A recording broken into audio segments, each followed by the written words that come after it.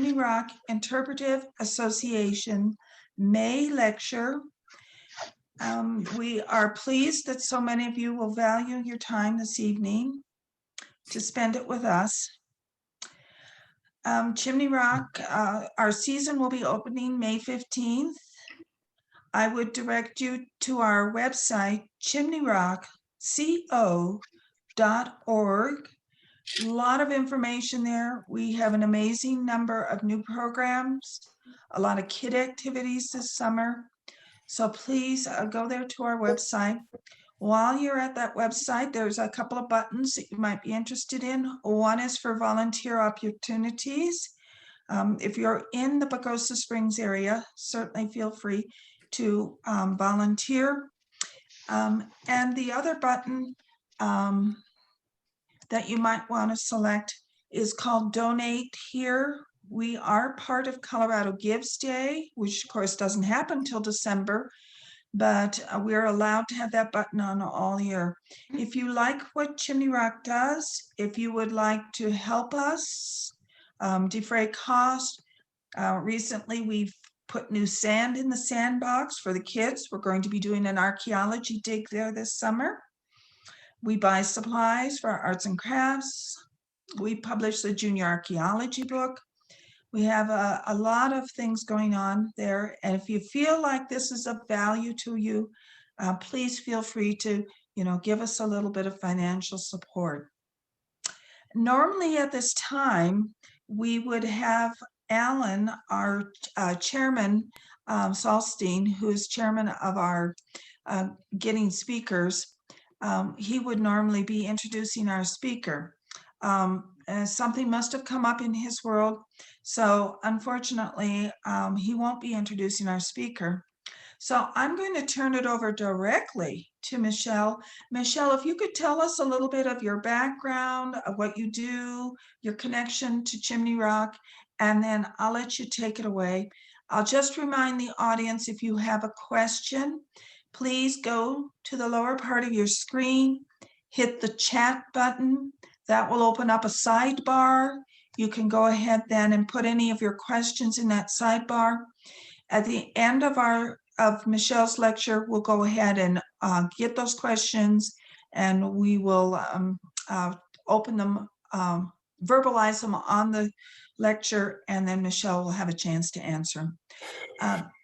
Pat, I'd like to introduce to you also the director of Chimney Rock Interpretive Association, Patty Copenhaver. She's the lovely blonde that's next to me somewhere in this row of pictures. Hello, everyone. And you may come across her on some of our activities, so or if you call the office. So Patty is hosting for us this evening. I will remind everybody, please, in the lower left hand of your screen, there's a microphone. 16 times. Please mute. You're saying mute your butt. Well, mute your microphone, please. And with that in mind, Michelle, I'm going to turn it over to you. Thanks so much for being with us this evening. We appreciate your willingness to take time and spend it with us. So I'll let you go ahead then. Thank you. Okay. Well, thank you so much. Can you hear me all right? Mm-hmm. Sounds great. Well, thank you. I am so excited to be back and talking to you folks right before the pandemic, like December before the pandemic. I came and talked to you all in Pagosa Springs about my research at Aztec ruins. So it was really exciting to get asked to do another talk. So let me introduce myself. My name is Michelle Turner, Dr. Michelle Turner now. I am currently a postdoctoral scholar at Crow Canyon Archaeological Center in Cortez, in my office there today. I, let's see, got my PhD a couple of years ago from Binghamton University in upstate New York. I work mostly at Aztec ruins, so I call myself a Chaco scholar. Most of my research has actually been at Aztec. I sort of led the crew excavating at Aztec North a few years ago. So that's my main research here at Crow Canyon. I'm working on another great house, another Chacoan outlier called the Wallace Great House, which will come up during this talk tonight as well. And yeah, so that's part of the Northern Chacoan outlier. So I guess at this point, I can call myself a Northern Chacoan outlier scholar who sort of focuses on Chaco Canyon and its outliers up here. Not much of a connection to Chimney Rock. I'm actually a little bit out of my element tonight because I haven't actually done research at Chimney Rock in the sense of, going out and digging or anything like that. This is more of a theoretical paper, more rethinking the site. I think that's valuable to bring new ideas to a site that has had a lot of interpretation in the past. So that's sort of my goal for tonight. I also spent most of my day carrying boxes. We had to do a delivery of 200 boxes of artifacts to the Heritage Center here. So I didn't have as much time to practice this as I'd hoped, but hopefully it will all go okay anyway. Let me go ahead and share my screen.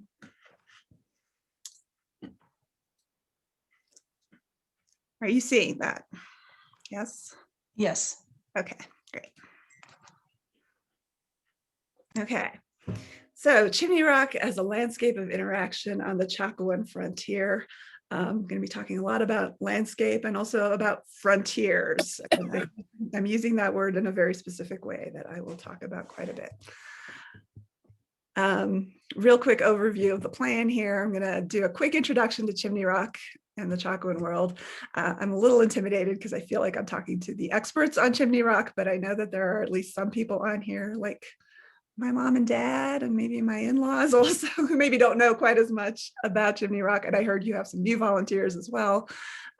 So bear with me if some of you know a lot more about this maybe than I do. I'm going to talk a little bit about theory, about frontiers and about landscape archaeology and what we can do with landscapes. And then talk about how I'm viewing this site in particular as a frontier. All right, so for anyone who doesn't know anything about Chimney Rock, that's the natural feature. That's Chimney Rock. That's driving past on the highway. It's actually two rocks. Chimney Rock, I believe Chimney Rock is the one on the right and Companion Rock is the one on the left. It's an incredible natural feature visible for miles in that area, really stands out. But what we're talking about today is a great house. So a monumental piece of architecture that is up on a mesa overlooking Chimney Rock and Companion Rock. We are talking about, let's see, the Pueblo II period. So I believe something like 1070 to 1140 AD. That's sort of the time period of Chimney Rock. The story, as always, starts with Chaco Canyon, and I don't want to go too deep into Chaco Canyon because that could be a whole talk on itself.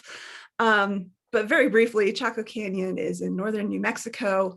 It's an incredible cultural center. These are great houses. This is an example of a great house. This is the biggest great house at Chaco and in the Chacoan world. It's called Pueblo Bonito. 3-4 story high. Hundreds of rooms, incredible artifacts that were found in these places. And I guess the point I really want to make about Chaco is that we think of this as a place where elites, became very powerful in a way that they hadn't been. And really, we haven't had this kind of social hierarchy in the Southwest since the decline of Chaco. So it was a special time and a special place. And there was this architecture and there were elites. And we really think of it as a place where there was a lot of ritual, a ritual center, important things were happening in this place, and then spread out through the Chacoan world. This is a very rough approximation of what that Chacoan world looks like, but it's big, and Chaco was sort of at the center of it.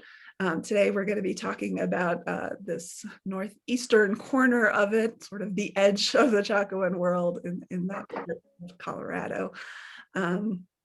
I believe it's something like 100 miles from Chaco to Chimney Rock, maybe more than that. So it's far, and it is the frontier in the sense of being the edge of this Chacoan world. This is not a great map, but just to give people a little orientation, I hope you can see my cursor. So this is Chaco Canyon is down here. Due north of that is Aztec. This is the Colorado, New Mexico border. Chimney Rock is over here. So it's sort of the north to the northeast of Chaco. I'm over here in Cortez. Actually, Crow Canyon Archaeological Center is on this map. So Chimney Rock isn't quite the northernmost because we do have outliers here in the Cortez area and other places, but it is sort of the northeasternmost, and it's basically the edge of the mountains. So it's high elevation.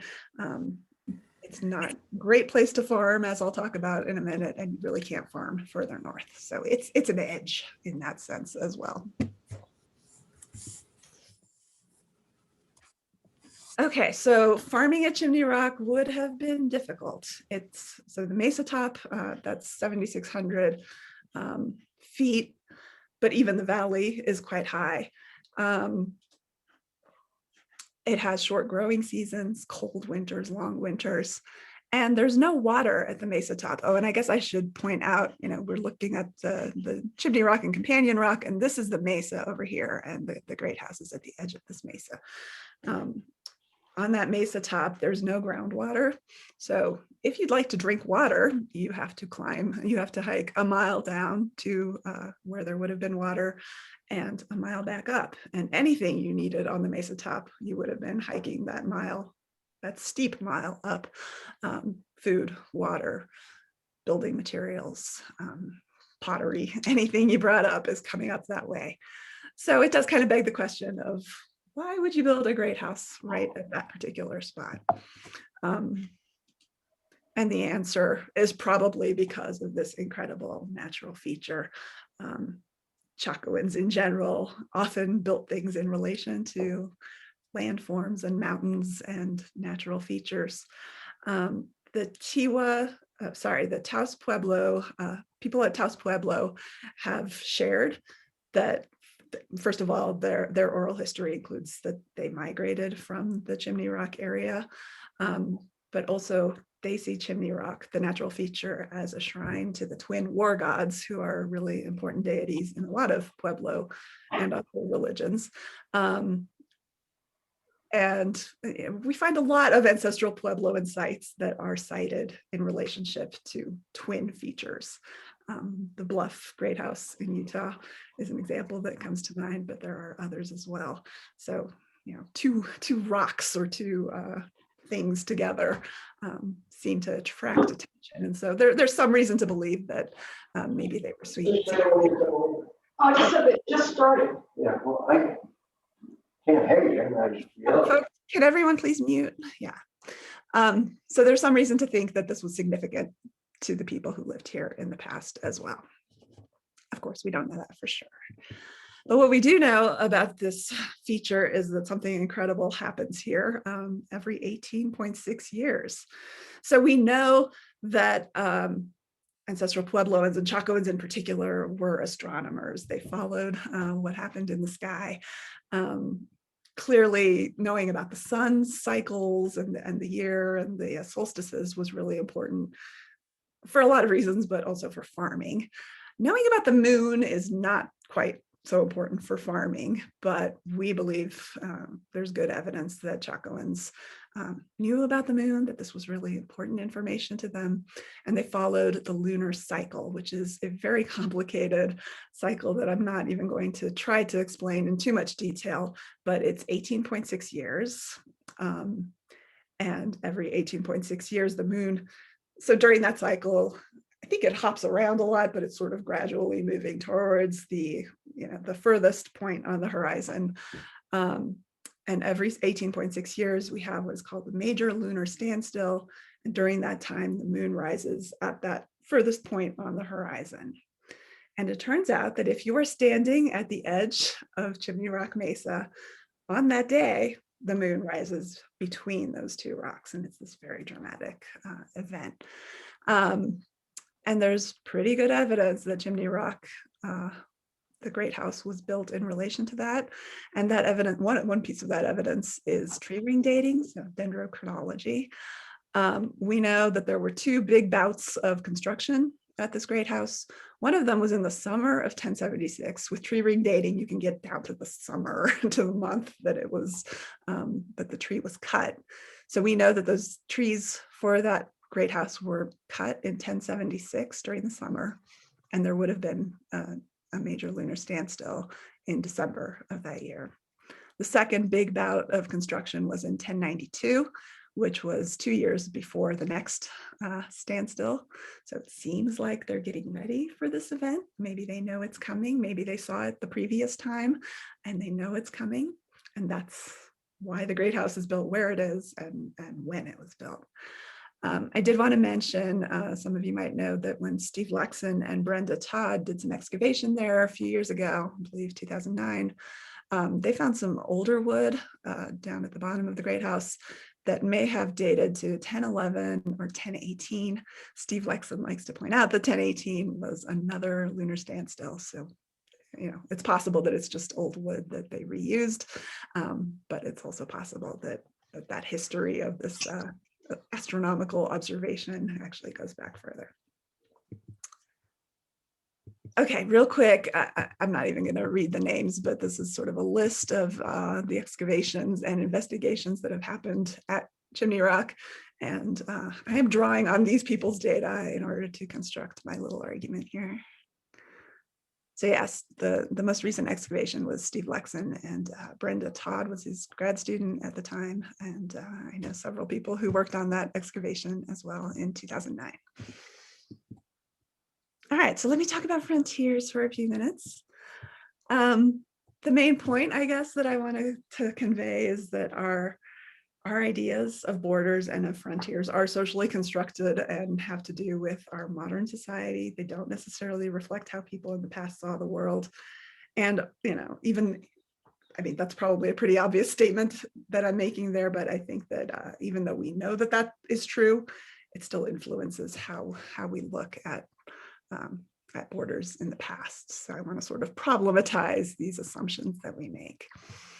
In particular, the idea that social groups and ethnicities and religions and, you know, groups can be put into neat spaces on a map is very much a product of the modern nation state, which assumes that the nation and the state are the same thing and you can draw a line around it on a map. We're also coming from this European tradition of cartography, which, you know, makes us want to reduce really complex processes and, you know, interactions and, you know, put that line around that social group, even though we know in reality that it overflows. Core periphery theory, and I don't want to get into it too much, but this is a theory that works really well for explaining colonialism and post-colonialism and understanding why, you know, why people in Africa still have this particular relationship with the metropole in France. That works pretty well for our world. It doesn't necessarily work for the prehistoric world, but it does influence how we think about it. I think a lot of us are so bound up in thinking about core and periphery that when we think about Chaco and its region, we almost can't help ourselves from thinking in that model and from assuming that the core is where all the strength and all the power and all the decisions are made, and sort of imagining that the peripheries don't have a lot of agency or decision making of their own. There's a couple of different kinds of frontier that I think really do influence our thinking. The American model, right? This is Frederick Jackson Turner, is really an influential person who sort of came up with this idea that the wilderness and the frontier is what forms American character. I think we all know at this point that the idea of this empty wilderness that, you know, Americans were going out and writing their manifest destiny. I think we all understand that that was a fiction and a really destructive fiction that was an excuse for genocide and for a lot of destruction. But I think it's still there when we think about frontiers and wilderness. There's another kind of frontier, and this is more of a European model. People who talk about, the Roman Empire. This is the frontier that is a borderline keeping out the barbarians, right? This is Rome keeping out the barbarians. This is a picture of Hadrian's Wall in England, trying to keep out the Scottish. So that's also there when we think about frontiers. And I've already said this, but this influences how we think about frontiers in our own world. Is Alaska the last frontier, or is space the final frontier? So some other kinds of ways of thinking about the frontier. I should have mentioned actually that this paper that I'm giving is actually a paper that is going to be published hopefully pretty soon in a book. I wrote it as a grad student, and I'm having to sort of edit it right now to get it into the book form finally. And so that's where this theory is coming from. In that paper, I rely a lot on the late Bradley Parker, who I got to meet at the symposium that this all came out of. And he was really thinking about borders. He argued that the word border really should be used for modern borders between nation states, but he liked the idea of frontiers as a way of talking about these places in the past where groups were meeting. Frontiers are characterized by the overlap of many different kinds of boundaries, so geographic boundaries, but also political and demographic and cultural and economic boundaries. And I think in his view and mine, it's helpful to just draw out what kinds of processes are going on at the frontier rather than just drawing that line. A lot of people, including historians, there's a historian who came up with the word middle ground. The idea of the frontier as this third space or middle ground, two groups are interacting in ways that are not, it's not just a Chacoan place or a local place. It becomes a place where things come together, where there are processes of acculturation and negotiation, where both sides have to accommodate each other. And where people who can do that and who can negotiate both cultures really flourish. They're places that encourage flexibility and creativity, and also offer the possibility of very interesting kinds of interactions with the other, maybe even transgressive relations with the other. Frontiers are also places where people have some freedom to reinvent their own identities. They don't have to just be one or the other, but can sort of meld things. So how do we get at frontier processes in the past? Well, one way that I think is really valuable is landscapes. Archaeologists who have written about landscape archaeology argue that landscapes and the built environments that are sort of part of that landscape, they don't simply reflect power relations or politics. Instead, they almost become the politics. So landscapes shape people's perception of social relations and access, and limit people's access to space and to resources. And I think Chimney Rock is a really good example of that. And I think this is really especially true in the Chacoan world. My PhD advisor, Ruth Van Dyke, in her book, and a lot of other people have written about this too, really argue that the Chacoans were really using this landscape to legitimize their power and to shape social relations by connecting to natural features and to cardinal directions that were significant to their cosmology. Sites were built in places where you could see the next great house over, or maybe you could even see Chaco Canyon, and your great house was, at the top of the hill and painted white. They were often plastered in white so that they would be highly visible for everybody around in the valley down below.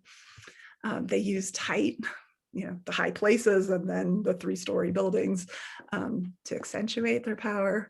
And they also used astronomy, which this is a really good example of as well. So landscapes as a way to legitimize power. All right, so getting back to Chimney Rock, this is just a map that sort of shows the mesa top. So we have what people have called the lower mesa, and then the upper mesa is where the great house is. And I'll come back to what is on the lower mesa. But the point I want to make with this map is that the mesa is really narrow, and there is a trail that goes up that probably was, clearly was a Chacoan road or trail at that time to access the great house. Down here, there are habitations. There is also a great kiva down here. But the great house is at the tippy top overlooking the spires, which are over here. So there is sort of this, just looking at it, it feels like you've got the hierarchy of the people on top and the people down below and limited access in between. The trail is, I'm sure many of you have been to this place at this point. It's kind of a windy, treacherous trail. It might have been a little more formalized at that time, probably sort of a processional pathway to get up there. But it is a pathway that kind of limits who can see that lunar event, right? There was actually a structure across the pathway that would have blocked access. And you really could only see that event if you are at the Great House. So that structure that blocked the path, the archaeologists who excavated it called it the guardhouse. And not in the sense of violence or actually guarding anything, but it does seem like it limited access. You would have had to probably actually go up a ladder and climb over this guardhouse structure across the path in order to get to the Great House. So it does seem like previously anyone who wanted to could go to that mesa top, and maybe at this point there's less access to that Great House site. The little bear effigy, I believe, came from the guardhouse, and the artifacts in the guardhouse were very sort of domestic, nothing military that would justify calling it a guardhouse. I don't want to get into the archaeoastronomy too much, but there are some other possible alignments. I think you guys have had archaeoastronomists talking to you recently, so I won't get into the details. I did just want to mention that there are these stone basins at Chimney Rock. This one on the left is at Chimney Rock, and it marks a place where maybe you could have seen the supernova. There are also similar basins at Chaco Canyon. That one on the right is at Chaco Canyon. And interestingly, when the folks excavated in 2009, they actually found so we're looking into a room of the Great House, into the excavation. Under the floor of one of these rooms, they found another one of these stone basins that had been pecked into the bedrock, so under the Great House. And Steve Lexon has argued that this is an indication that they were looking at astronomy. I guess I should have said that those stone basins elsewhere at the site are believed to indicate places where we're looking at the astronomy, where, the ideal places to look at the astronomy. So he argues that they were aware of that lunar standstill before the Great House was constructed. Sorry, trying to spit that out. So possible pre-Chacoan astronomy. The views at Chimney Rock, of course, are incredible. It's basically a 360-degree view. You're way up high, so you can see great distances. To the south, folks have recognized that you actually can see Herfano Peak very far in the distance. Herfano Peak is outside of Chaco Canyon, but there are shrines on top of Herfano Peak that connect to Pueblo Alto at Chaco Canyon. So people have argued that this was used as a sort of signaling system. If you had a fire up on Chimney Rock, people at Herfano could pass your message on to Chaco Canyon. I always think about the beacons of Gondor, where they light one beacon and then the next hill over lights their beacon, and it's a signaling system. So my little slide there. So people have talked a lot about that view to the south and how it's like this connection to Chaco Canyon. It's far away, but it's not that far because you can actually see it. The view to the north, I think, is really interesting and important as well. Like, what does the north mean to people at this place? And we don't know a lot about what was going on to the north. There is a little bit of evidence, a little bit of archaeological evidence of campsites in the woods to the north. So maybe this was just where you went hunting and where you went and gathered resources.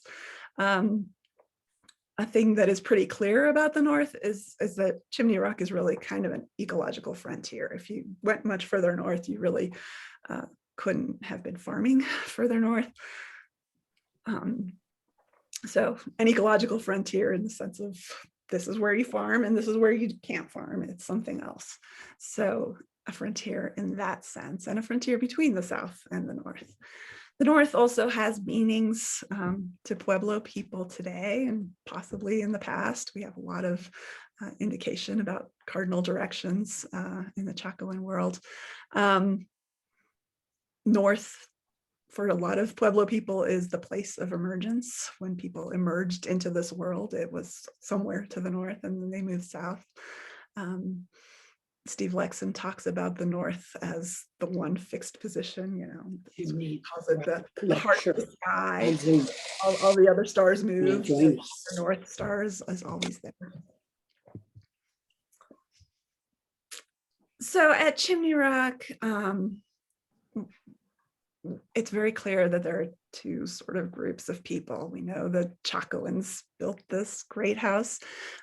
We know that partly just because of this architecture. So that picture on the right is one of the excavation units. I believe that's room 7 at the great house.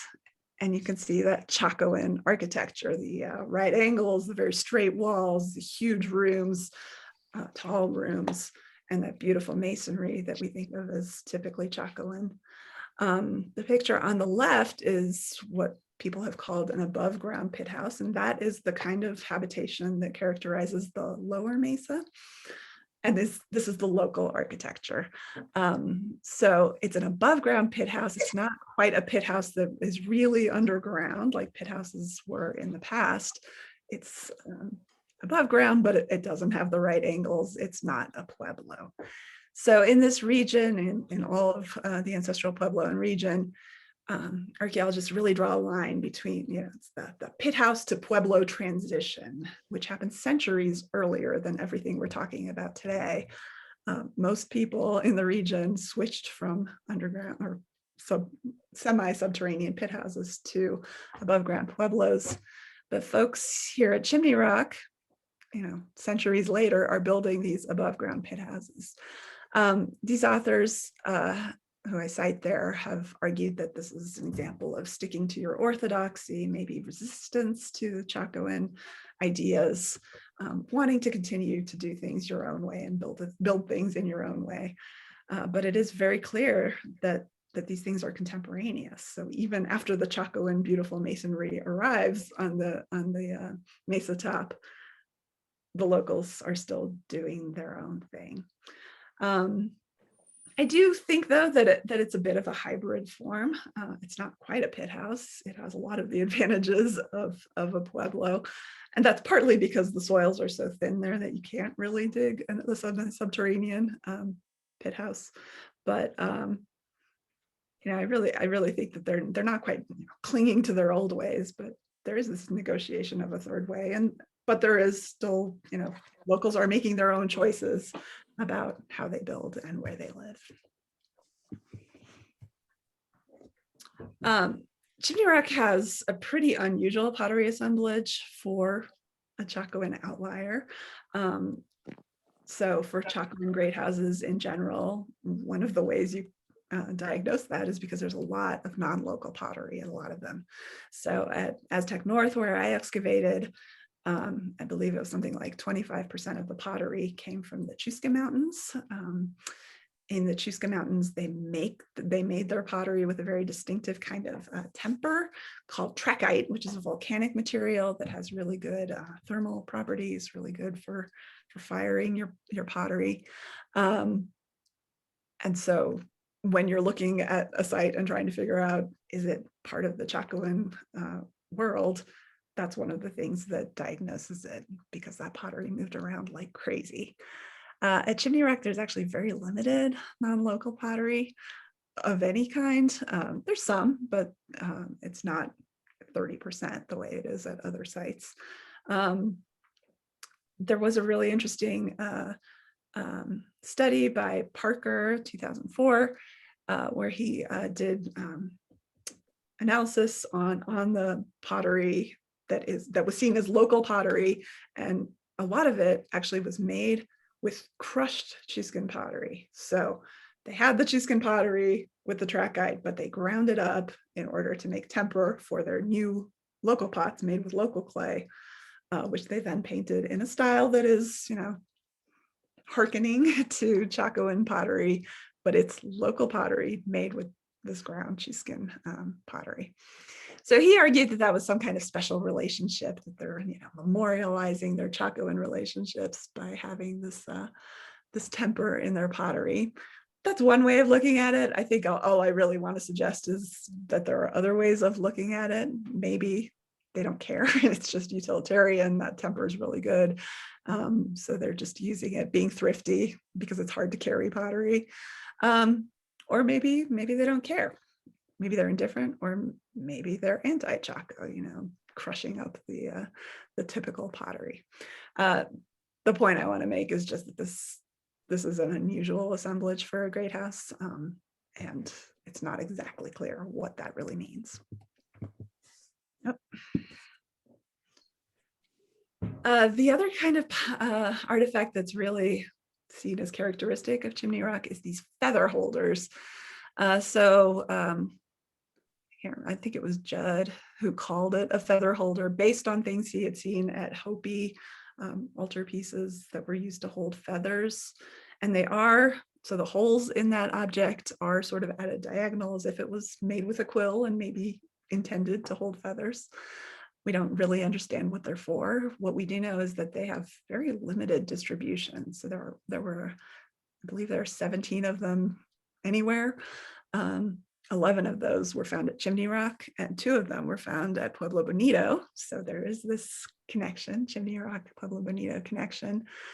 2 of them are found at Wallace Great House, which I am currently working on analyzing the pottery from. So I'm very interested in that connection as well. But analysis on the materials from these feather holders suggests that they were all made at Chimney Rock or from Chimney Rock materials. I'm not sure how clear that is, but it seems like this was a thing that came out of Chimney Rock to Chaco. Steve Lexon has argued that this is evidence of the Chacoans being there, prestige economy at Chimney Rock, which no doubt is true, but I think it's really interesting and important that things are moving from the periphery, from Chimney Rock that is supposed to be the edge of the world, right? They're moving to the core and being used apparently in a ritual way at this very important ritual place, Pueblo Bonito, which is the opposite of what we necessarily expect from core periphery theory. The core is where important things happen. The periphery is where you import, you just import raw materials from the periphery to the core, and then the important things come out from the core. So this is the opposite. And thinking about feathers, I also really think about this place as a frontier, in the sense of a frontier between the earth and the sky. When you're up there, the sky is enormous. I've actually never been up there at night, but I can only imagine what the night sky looks like up there. So it's this little platform. It really can be seen as an astronomical observatory. The birds of Chimney Rock are really interesting. So there are lots of birds there, and in particular, it's famous as a place where peregrine falcons nest. The analysts who looked at animal bones that were excavated at Chimney Rock noticed that there are very few birds compared to other outlier sites, compared to ancestral Puebloan sites in general. We find a lot of bird bones, and we also find raptor bones of raptors as ritual items, as important things buried in important places. We don't see that at Chimney Rock, and the analysts who looked at these, who are very serious scientists, have suggested that there might have been something social going on, taboo against eating birds or against killing birds. That's all very speculative. It might just be a matter of preservation, but I do wonder if this was a place where birds were something special. Maybe there's some kind of special relationship to birds at Chimney Rock that does not exist at other places. And maybe that has to do with being in the sky in that way. it's also a place where there's danger in the sky. So there's this wildlife biologist, I can't remember her last name, Marcy. Anyway, I read her book. She was working on the peregrine falcons. She was actually trying to save the peregrine falcons at the time that they were in danger in the 70s. And she has this very vivid account of a lightning storm approaching and her hair standing on end and she's running. She's got a trailer with rubber wheels that she can get to and she's safe from the lightning.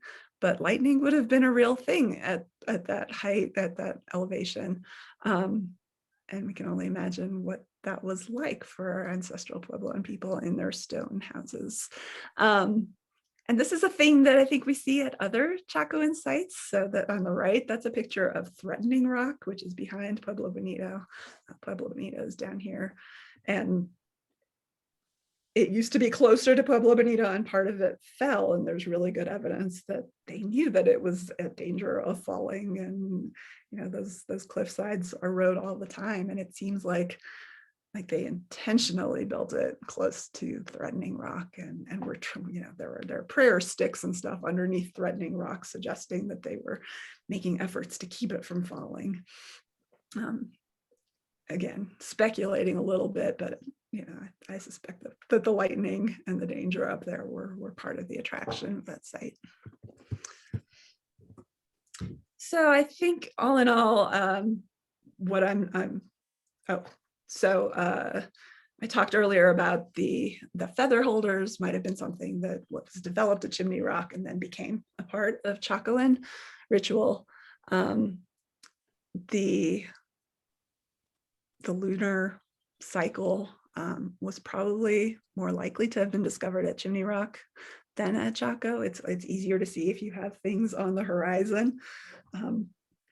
So Malville has argued that it was probably discovered at Chimney Rock, and then another thing that is exported from Chimney Rock to Chaco. It becomes a really important part of Chacoan ideology, we think.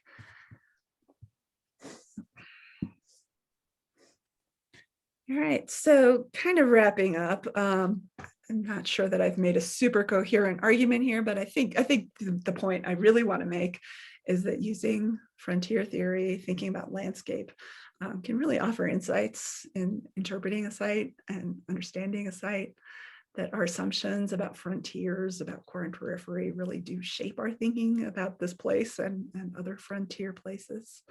I want to suggest that Chimney Rock is this third space where people were interacting, negotiating, learning new things from each other. And I believe that it's offered new ways of thinking about Chimney Rock, and maybe ultimately we learn more about Chaco and where some of those events came from as well. I wrapped up faster than I thought. I guess I should thank some people. I should thank David Witt, who is the editor of the volume that this paper is going to be in. And when I was a very new graduate student, he invited me to participate in the symposium that this came out of, and has really, you know, writing that paper has really sort of shaped my thinking in a lot of ways about other sites as well.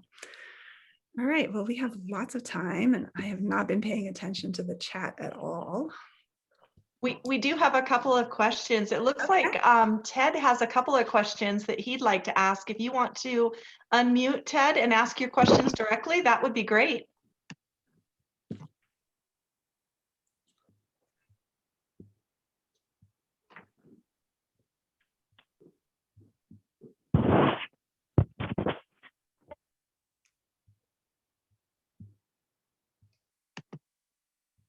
Okay, can you hear me? Sure Yes. can. Hi.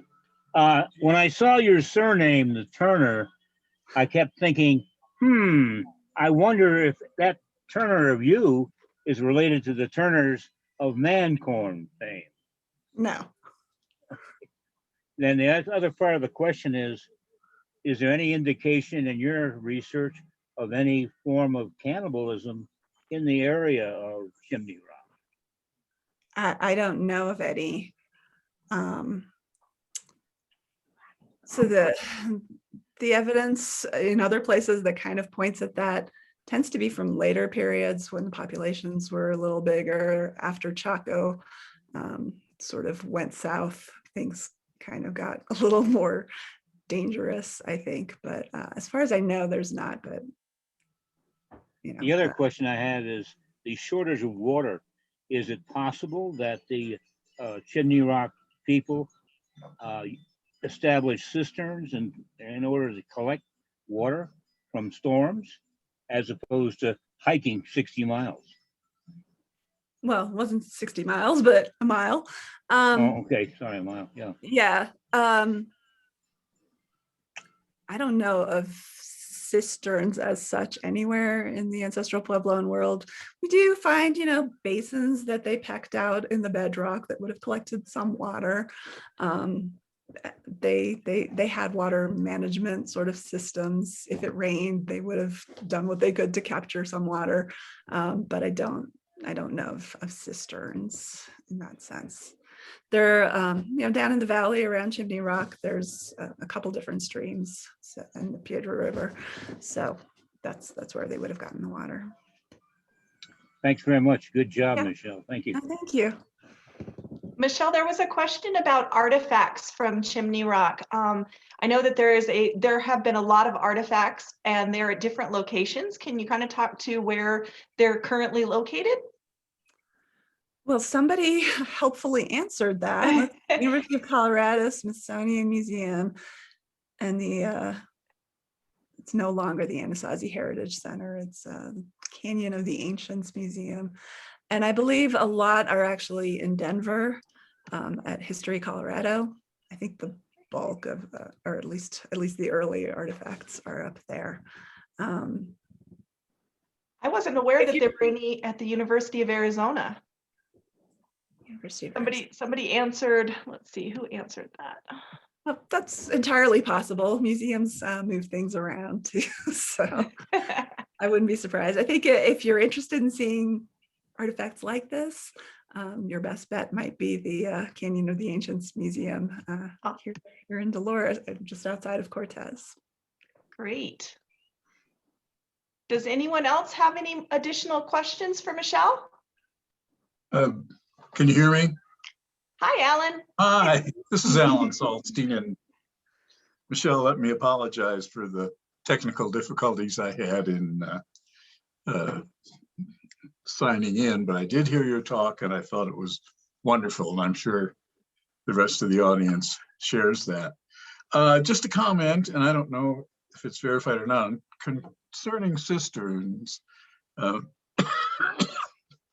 Excuse me, Wendy Sutton, who used to be our archaeologist and now is at the Gila National Monument. She thought there were cisterns down, if you go down the embankment from the stone basin where water collects. She thought there were cisterns there someplace. Now, I don't know what evidence she had of that, but that was something she was looking into. Yeah, well, thanks, Alan. I don't know the specifics of that. I suspect that we're talking about, basins carved into the rock and not like, I don't know. I think of cisterns from Israel where there are these enormous, caves, really, and that's not the kind of thing. I don't think. Now, and pardon me again for not being here, but in introducing you, did any of my colleagues mention the importance of Crow Canyon? If not, just very simply, Crow Canyon is a place you all should visit. They just do wonderful things here. They have first-rate archaeologists like Michelle there. They run seminars for young people and old people. They have interesting connections with some of the developers in the Cortez area, where they are cooperating with the developers to preserve the sites that are on the land there. So it's a really exciting and interesting place that I urge all of you to visit. And same is true, I'm sure most of you have been there, but Aztec, where Michelle also works, absolutely wonderful place. Yeah, and I can all kinds of other places. Crow Canyon has a webinar series as well. We actually have webinars every week Oh, on good. topics in Southwestern archaeology. So check out our website. Michelle, there was a question about whether Crow Canyon is open for visitors now. Is it? Not really. Sorry about that. Yeah. Yeah. So we run programs most summers for school groups and adults. We're not doing a ton of that this year. We are going to have a college field school for undergraduates, and then we're going to have some adult programs hopefully in the fall. But this year we're keeping the numbers really small. So our webinar series is the best way to When get the world opens up, Mhm. everybody does it, right? Yeah. And of course, Crow Canyon, has this postdoc that is my employment right now, and this wonderful opportunity to learn about Wallace, which is another very interesting great house up here in Cortez. So that was another question that came up. Where is Wallace? Wallace it's actually technically in Mancos, but it's just outside of Cortez in southwestern Colorado. It looks at Mesa Verde, so if that gives you an idea of where it's at. And it's a very interesting site. It's part of what we call the Lakeview community, which is actually four great houses that are all kind of close to each other and aligned to each other in interesting ways. And we're finding a lot of really early Pueblo I habitation there. And then we also clearly have the Pueblo II and Pueblo III habitation. So it's a place that continued to be used, it seems, for many, many centuries. It's very exciting research. I'm looking for more questions. There's a question, is there any relation between Chaco and Chimney Rock and Mesa Verde? Well, I think my talk was about Chaco and Chimney Rock. They're both contemporaneous. I should have mentioned that Chimney Rock, there's no more construction there. It doesn't seem like it continued to be used after Chaco went into decline. So they, in that sense, it seems to have been very much tied to Chaco, although there's stuff going on in the valley that I haven't even really gotten into in this talk. Mesa Verde is, what we think of as Mesa Verde, the cliff dwellings, is later. It seems like a post-Chacoan phenomenon when people moved north and also seem to be doing more defensive things. The world is getting a little crazier for them at that point. There's also a question, what do the descendants at Taos think about Chimney Rock? I haven't talked to them. What I've read about is that it is this shrine for the twin war gods, and that it is the place that they came from. I don't know a lot more about that. I would love to learn more. Okay, looks like one more question. Aside from the chronological classification, has radiocarbon dating and X-ray fluorescence techniques been used in studies? So we don't, well, let me focus on the radiocarbon. Radiocarbon dating is great, but dendrochronology is way better. So if you can do dendrochronology, if you have the wooden beams, that gets you the year that the tree was cut and sometimes the season that it was cut. So if you have the beams, that's what you'll rely on over radiocarbon, which usually, especially in this time period, I had this problem at Aztec, the 10th and 11th, 12th centuries. Radiocarbon just doesn't work very well. So you get really long date ranges, like 150 years. So Dendra is the way to go.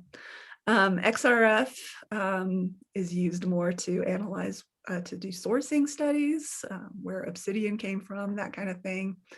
I don't know specifics. That might have been used for the feather holders, but I'm not sure about that. Yeah, I don't know the answer to that question. It looks like that's all the questions, unless anybody. Yeah. Oh, Another one John. from me, Patty. One of my pet peeves at Chimney Rock is people do research out there and we don't often see the results. I could think of two examples. Peterson Ridge, there have been people, recently a group, looking at the Pueblos there. Those of you who don't know, Chimney Rock too well. Peterson Ridge is across the valley from Chimney Rock, and it may have been a sizable settlement. It certainly was at least a small settlement that really hasn't been examined very much. So there's that, and then there were people using LiDAR several years ago. They had a whole bunch of little aluminum tents set up. Right. Do you or does anybody know the result of either of those studies? Nobody does. It's one of my pet peeves, you know, particularly the LiDAR study. That Yeah, I'll just impacted us I'll address the peeve part of that. Yeah. So, you know, most of the research, archaeological research that happens in this country happens through CRM, cultural resource management, when, you know, a road is built or an oil well is put in, or the Park Service or the National Forest hires archaeologists to examine something. We call that gray literature. You know, they write reports. You can get those reports, but you have to know the person to call and ask for those reports. It doesn't get published in the same way that academic research does.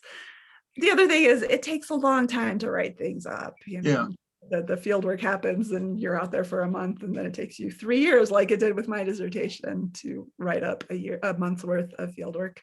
So in their defense, it does take that. They probably do have a report somewhere. I don't have that. So I don't know. I know Peterson Ridge has some really interesting alignments having to do with the moon and sun as well. So I have the sense that there's astronomy going on there. I don't know a lot beyond that. Again, I'm not the expert. Well, here's one you might have a much better idea about. We have another question. Is Aztec a later settlement than Chimney Rock? Aztec North, which I excavated, was the earliest great house at Aztec, and it was built like probably 1070s as well. So pretty close contemporaneous. I think Chimney Rock might be a little bit earlier, but we don't know for sure about Aztec North because we didn't have dendrochronology. We only had radiocarbon dating and pottery. So they're kind of contemporaneous. I think that's all of our questions. Does anybody have any additional questions? Well, folks can also feel free to email me at Micro Canyon. I'm on the website, so if you have questions, I'm happy to try to answer them. Thank you so much for being here tonight, Michelle. It was wonderful, and I think you answered a lot of questions. We got another one. Salmon ruins. The salmon ruins, where do they date? 1080s. Okay. Yep. Great. So thank you so much for being here tonight. And if you wouldn't mind typing your email address into our chat box, it'll be right there for everybody. And it'll also be when we publish the recording of this. That would be great. But we all appreciate very much the information that you shared. And thank you for being here with us tonight. Okay. Thank you so much for inviting me, and this was a pleasure, although I can't really see a lot of you. I hope people enjoyed it, and thank you so much for joining us. Thank you. All right. Good night, everyone. Bye, everyone.